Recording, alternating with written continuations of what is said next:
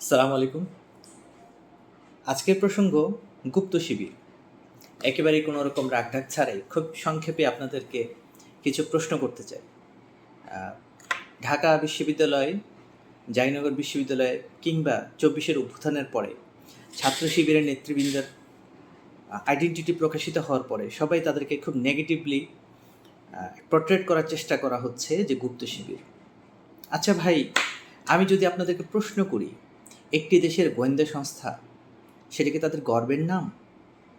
নাকি তাদের জন্য একটি লায়াবিলিটিস বা কালিমার নাম বা অপবাদের নাম?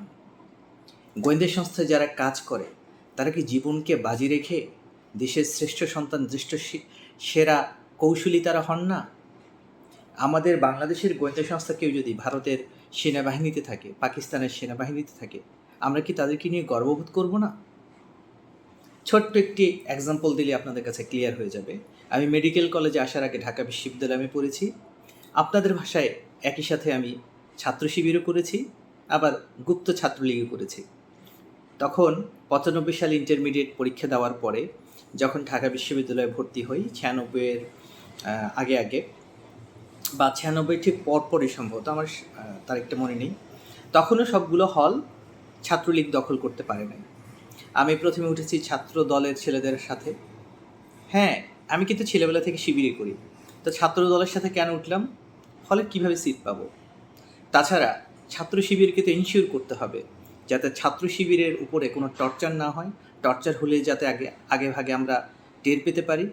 যাই হোক, উঠলাম মামুন ভাইয়ের হাত ধরে।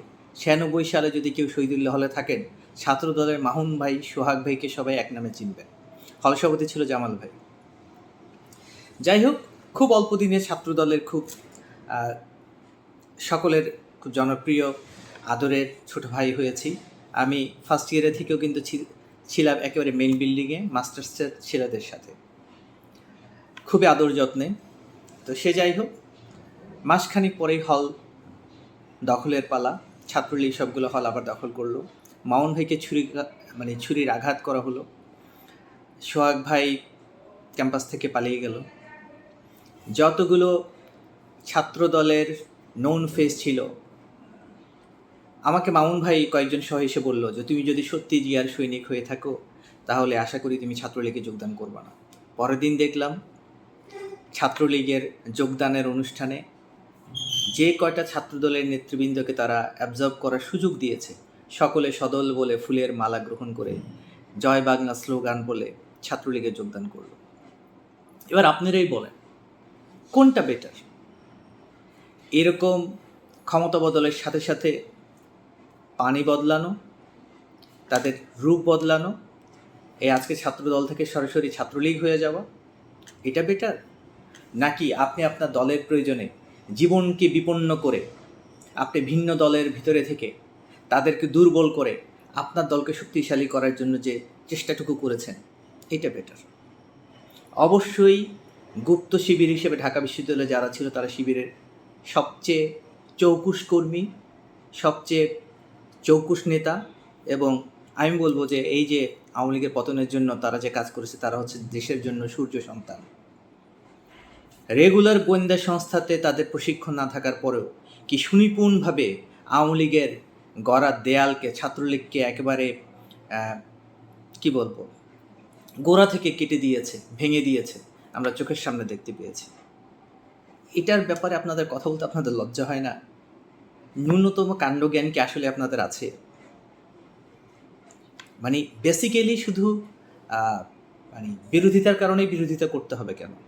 আপনি দেখেন ঢাকা বিশ্ববিদ্যালয়ে যারা পড়ে তারা কিন্তু এইসব কথা বললে খাবে না। তারা এক্সাম্পল যত বেশি বলেছেন ছাত্র শিবিরের ভোট তত বেড়েছে। কারণ ঢাকা বিশ্ববিদ্যালয়ের প্রতিটা সাধারণ ছাত্র জানে কীভাবে তাদেরকে টর্চার করা হয়। ছাত্রলীগের ভিতরে থেকে যে কেউ যদি ছাত্রলীগের টর্চারের মাত্রা সাধারণ স্টুডেন্টদের ভিতরে কমাতে পারে, কেউ আগে থেকে তোকে জানিয়ে দিতে পারে যে আজকে কিন্তু তোমাদের টর্চার হবে, তোমরা হল থেকে চলে যাও, সে কি তার উপর খুশি হবে না? অতএব বিরোধিতার কারণে বিরোধিতা বাদ দেন। জামাত শিবিরকে বিরোধিতা করার অনেকগুলো জায়গা আছে, অনেকগুলো কৌশলগত তাদের ভুল আছে, সেই জায়গাগুলোতে থাকেন।